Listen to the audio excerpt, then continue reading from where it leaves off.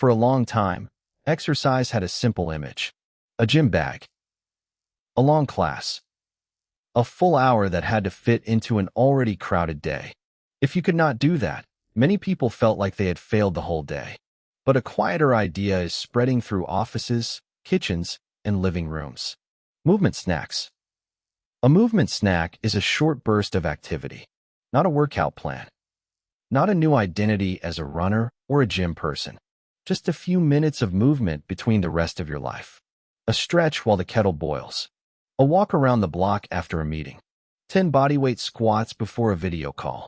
Shoulder rolls when your neck starts to feel heavy. That is the appeal.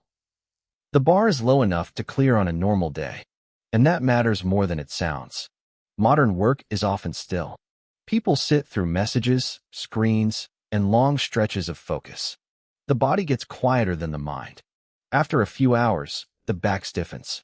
The hips feel locked. Energy drops, even when the calendar is full. A full workout can fix some of that. But a full workout also asks for planning, clothes, travel, and motivation. A movement snack asks for almost none of that. You do not need perfect conditions. You only need a small gap.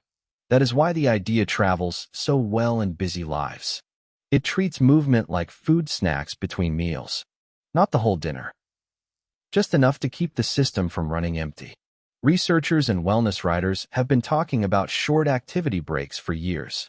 The language changes, but the core idea stays familiar. Break up long sitting. Move more often, even if each session is short. Let the day include many small signals to the body, not one dramatic rescue at night. Some people call them exercise snacks.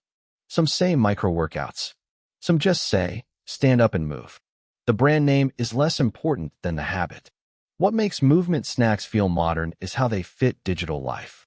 Notifications already break the day into pieces. Meetings already create 5-minute gaps. Waiting for a download, a reply, or a pot of coffee already creates tiny open windows. Movement snacks try to put something physical inside those windows. Instead of filling every gap with more scrolling, you fill one gap with motion. That swap can feel small, but over a week, small swaps add up. Think of it this way. One perfect gym session that never happens does less for your body than 5 imperfect minutes that actually happen. Movement snacks are designed for the second kind of truth, the truth of a crowded calendar. There is also a psychological reason people like them. Big fitness goals can create pressure. Miss one day, and the whole plan feels broken. Movement snacks are harder to fail. You can do one in socks. You can do one in an office outfit. You can do one without turning it into a performance. That lowers the emotional cost of starting. And when starting is easy, repeating becomes more realistic. Of course, movement snacks are not magic. They will not replace every kind of training. Strength, endurance, and skill still need longer practice if those are your goals. A 2-minute stretch is not the same as a structured program. The honest pitch is narrower. Movement snacks help people interrupt stillness. They keep the body in the conversation during ordinary hours. They reduce the all-or-nothing feeling that stops many people before they begin. For some, that is the bridge back into longer exercise. For others, that is simply a better version of a desk day. Both outcomes matter. There is also a social side. In open offices, a full workout may feel private and distant. A short walk with a coworker can feel normal. Families can turn commercial breaks or cooking time into shared movement.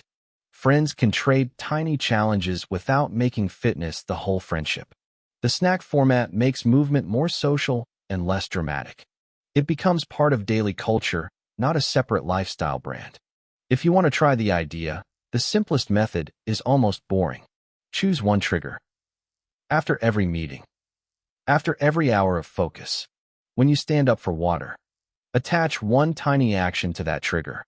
30 seconds of mobility. A flight of stairs. A short outdoor loop if weather allows. Keep it small enough that you will still do it on a tired day. If it only works when you feel energetic, it is not small enough yet. Then notice how the next hour feels. Not whether you became a new person, just whether your shoulders, attention, or mood shifted a little. Some people track steps. Others simply ask a softer question. Did I leave the chair more often than yesterday? That is often the real product people are buying with movement snacks. Not a transformed body overnight. A more livable day. In a culture that often sells fitness as a big reinvention, that quieter promise can feel refreshing. You do not have to wait for the perfect hour.